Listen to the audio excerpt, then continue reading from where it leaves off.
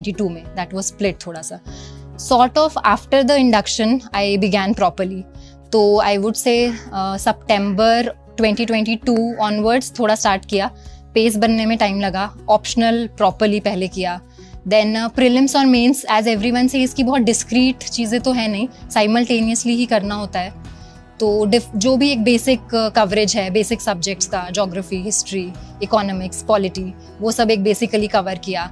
Then 2023 it started. कुछ answer writing भी every day I would do. जनवरी Feb तक भी वो रखा. उसके बाद थोड़ा फुल फ्लेजेडली प्रीलिम्स पे आ गया. March and April full fledged prelims. मई में प्रीलिम्स था. Then this time prelims was काफ़ी थोड़ा डिफरेंट. सो थोड़ा डाउट था होगा नहीं होगा, बट डिफरेंट कोचिंग इंस्टीट्यूशन से आंसर की लगा के देखा था तो था कि हाँ हो जाएगा. आफ्टर दैट प्रीलिम्स का रिजल्ट आने के बाद तो 3 मंथ्स वैसे ही बहुत कम टाइम मिलता है. Full fledgedly that went into mains. Proper answer writing. Then making my own notes, वो एक इम्पॉर्टेंट चीज़ थी बिकॉज हमारी मेमोरी इतना नहीं रिटेन कर पाती है कि हमने बस कुछ पढ़ा कहीं से और उसको हम रिप्रोड्यूस कर पाएँ. तो उसको क्रिस्प में लिखना. After the mains was done, उसके बाद थोड़ा सा टाइम आई वुड से कि जब तक मेंस का रिजल्ट नहीं आता है इतना प्रोडक्टिवली पढ़ाई नहीं हो पाती है बिकॉज बहुत अनप्रिडिक्टेबल है. मेंस होगा नहीं होगा, खुद को समझ नहीं आता है हमने कैसा दिया. एंड फर्स्ट अटेम्प्टर के लिए I think even more difficult, क्योंकि रिलेटिवली कंपेयर करने के लिए कुछ नहीं है. तो 2 मंथ्स बाद इंटरव्यू का रिजल्ट आया. उसके बाद तो फिर एकदम ही full fledged interview, reading a lot of newspapers. First list में इंटरव्यू में नहीं आया name. Then I was expecting second list में आएगा, उसमें भी नहीं आया. फिर लगा ये तो काफ़ी लेट हो रहा है. थर्ड लिस्ट में नेम आया. तो 26 March 2024 was my interview. And as I said, बस उसके बाद तो वो 2 वीक्स बड़ी मुश्किल से निकाले हैं जब तक रिजल्ट आए. To be very honest, my interview I felt was a disaster. मतलब जो एक्सपेक्टेशंस थी, जैसा सबसे सुना था कि बहुत कॉर्डियल जाता है, it is more of a conversation not of a question answer session, वैसा बिल्कुल नहीं था. काफ़ी डिफरेंट गया फ्रॉम एक्सपेक्टेशंस. तो उसके बाद I actually was very off कि मतलब पता नहीं क्या होगा. Regarding the questions, it was more of a stress test I would say. And I think वो क्वालिटीज़ जो वो ऑब्जर्व करते हैं वो हमें आंसर्स देते टाइम पता नहीं चलता है, but they are testing how you perform under pressure, how you are able to respond to very unexpected questions. So questions के रिगार्डिंग, जैसे one person was an army man, so he asked me core army stuff and I have no background in that.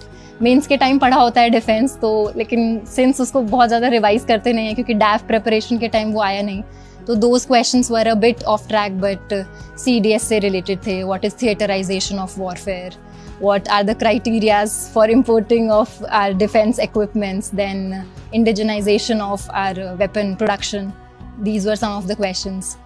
From my DAF, I think it was covered quite less, but my hobby Kathak was, I think, touched upon well. Kathak से काफ़ी चीज़ें मुझसे पूछी गई regarding Kathak maestros. Then if I am made the cultural secretary of India, how will I promote our Indian cultural heritage? That I think was a question जिसमें मेरा opinion test हो रहा था, तो उसका 3 पॉइंट्स में आंसर दिया. Then social media, how do I see it, how do I bring about a change in the negative factors that are creeping into the social media front. The very beginning of the interview, वो ही मुझे लगा काफ़ी of track सा जा रहा था because हम इतना प्रिपेयर करते हैं, इतना पढ़ते हैं, बट देन द D-Day पे it's asked entirely different. The questions जो बिल्कुल एक्सपेक्ट नहीं करेंगे एंड एकदम फर्स्ट टाइमर होंगे, on the moment at the spot reply करना होगा. तो उस मोमेंट पे थोड़ा सा एग्जैक्टली क्वेश्चन की डिमांड क्या है वो इतना समझ शायद नहीं आया, but I tried to handle it as best as I could. Then where do I see more politics, Delhi और Mumbai. Then how do you see the trajectory of the Indian state? So this becomes an open-ended question. I could have said a lot of things there. Are you seeing the Indian state growing stronger or weaker? So there were a lot of opinion-based questions and बहुत सारी चीज़ों पे test हो रहा था कि एकदम unpredictable scenario में मैं कैसे रिस्पॉन्ड करती हूँ. 12th of April को ही काफ़ी था कि आ जाएगा. आज फ्राइडे था, देन नहीं आया उस दिन. 15th of April तो काफ़ी ज़्यादा ही लग रहा था कि आ जाएगा. But still everyone was like नहीं, माहौल सा नहीं बन रहा है तो नहीं आएगा। 16th को काफ़ी श्योरिटी थी सबको कि आज तो आ ही जाएगा। मॉर्निंग से वेट कर रहे थे कॉन्स्टेंटली, टेलीग्राम ओपन करके अभी PDF आएगी, अभी PDF आएगी। जब तक रिजल्ट नहीं आता है, एक एक मिनट काटना बहुत डिफिकल्ट है। And then at a fraction of a second it just comes and PDF is there, you open it. A friend was there with me, उसने देख के बताया एंड ही स्टार्टेड शाउटिंग 6 6 6। एकदम से आई जस्ट वेंट ब्लैंक। पहले तो मुझे लगा नहीं फेक PDF ना हो, हम एक बार कंफर्म कर लेते हैं। UPSC वेबसाइट से खुद से डाउनलोड करके देखा। उसके बाद भी सिंक इन करने में तो बहुत टाइम लगा, बहुत। आई थिंक पूरा ही दिन लग गया कि रियलिटी है ये और दिस हैज हैपेंड। तो सबसे पहले फर्स्ट अटेम्प्ट में 6th रैंक। यस, सबसे पहले मम्मा को वीडियो कॉल किया, उनको बताया, तो एकदम से शॉक में, और she also started crying. Social media as such was never a distraction for me. Social media presence मेरी कम ही है। Other than that I think internally एक जो सेल्फ कंट्रोल होना चाहिए वो वेल इनफ था कि कितना कंज्यूम करना है उतना पता है। देन कभी कभी ऑब्वियसली होता था कि हाँ फ़ोन पास में है तो हर थोड़ी देर में व्हाट्सएप चेक हो रहा है या कुछ, तो मैं दूसरे रूम में जाके फ़ोन रखाती थी ताकि वो रीच में ही ना रहे, तो बिल्कुल आउट ऑफ साइट हो जाए। फ़ोन दूसरे रूम में है तो इजीली फिर पढ़ाई हो पाती है। आई थिंक अपने खुद के वेज हम निकाल सकते हैं how to reduce that distraction. Very recently तो 12th Fail came, I watch that in a theatre only. सबके लिए आई थिंक वो काफ़ी इंस्पायरिंग रहा है। एस्पिरेंट सीरीज़ वो सबके लिए बहुत इंस्पायरिंग रही है। तो लोग देख के कनेक्ट कर पाते हैं, अपनी जर्नी से कुछ ना कुछ रिलेट कर पाते हैं। तो those have been very inspiring. In this regard mental health is something जिसके बारे में बात करना बहुत ज़्यादा ज़रूरी हो गया है। हम लोग सिर्फ फिजिकल हेल्थ की बात करते हैं, बहुत कम लोग हैं जो मेंटल हेल्थ को समझ पाते हैं, उससे भी कम लोग हैं जो मेंटल हेल्थ को ट्रीट कर पाते हैं, काउंसलिंग ले पाते हैं। तो ये बहुत ज़रूरी है that we open up, we speak, we discuss, we talk, we communicate जो भी प्रॉब्लम्स हम फेस कर रहे हैं, because life is very very precious. I believe चाहे कितनी भी प्रॉब्लम्स हो, लाइफ एंड करना तो कभी भी सॉल्यूशन नहीं है। It's like you are running away from the problem will not stop chasing you, then you have to face it.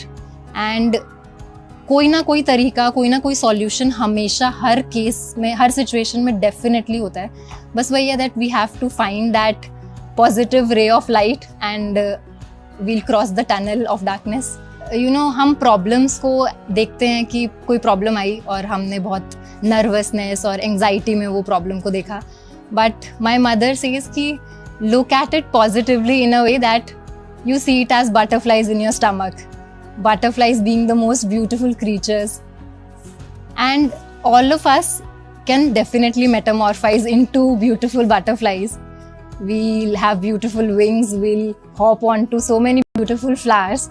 तो I think ऐसा कुछ metaphorically भी हम कभी कभी सोच के खुद को पॉजिटिविटी दे सकते हैं ताकि सभी प्रॉब्लम से थोड़ा मैनेज कर सकें। एक तो ये परसेप्शन तो चेंज करने की काफ़ी ज़रूरत है, बिकॉज आई फील एक बार अगर ठान लें और एक बार सोच लें कि करना ही है, तो फिर ये क्यों सोचना कि 3rd या 4th अटेम्प्ट में करें। हमेशा एम तो हम हाईएस्ट के लिए करेंगे ना, you know, we'll aim for perfection, so at least we'll reach excellence. And तो dream big, dream for Air 1 I would से।